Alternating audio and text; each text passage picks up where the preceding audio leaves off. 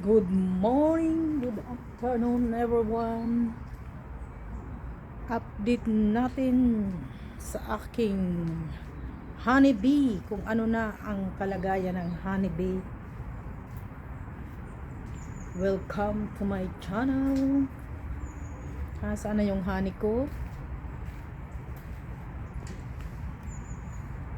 Ngayon ay taglamig na, kaya ganyan ang itsura ng penis. Maraming nagpuputol lang kahoy. Ayun oh. Ganito pag ganitong panahon, tagputol na ng mga puno ng kahoy. Ayun. Kaya pala naman ang ingay-ingay kaninang umaga. Ayan, isang linggo pa, kalbo na yung mga puno. Nandiyan na yung mga katakot-takot na dahon. Yan naman yung madaling linisin. Anuhan lang yan ng machine, hiyipan lang yan. So guys, ipakita ko sa inyo kung ano na ang itsura ng honey ko. So, pagkalipas ng isang buwan, ayan na siya. Ayan ang bahay. Ayan ang bahay niya. Kukunti na lang yung honey, gawa ng siguro ko mga patay na at malamig na. Kakapiranggot na lang nakikita ko.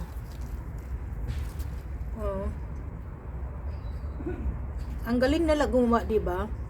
Ang liit-liit lang 'yan. Yung ngayon nasa na. Ayun, may bilang na lang pala eh. Bilang na lang yung honey. Ayun yung pinaka-butas niya. Mamamatay na sila. Pero yung niya, pinakahari, hindi daw namamatay. May pinaka-leader sila. Diba ang galing ng paggagawa ng bahay? Baka next year babalik pa yan. Isang butas na lang ang pinapasokan nila. Dati ang daming yan. Marunong din sinara din nila. Dati ang daming niyang butas, sinara din nila. Tingnan mo nga naman yung mga animals, ang tatalino nila. Sila lang ang gumawa niyan. Ay naku. Umalis na tayo, baka tayo matusok pa. Agoy. So ito,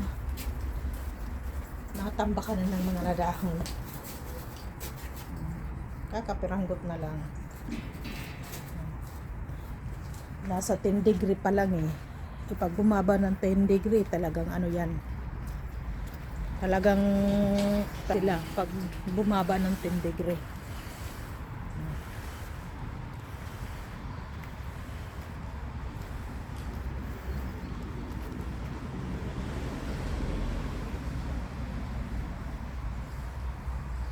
Ay ko ginagawa yung ng tennis, linilinis niya ito.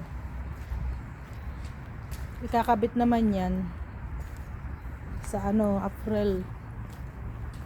Maraming trabaho. Itong hindi nasisira na tanim. Sinundan ba ako ng isang bubuyog.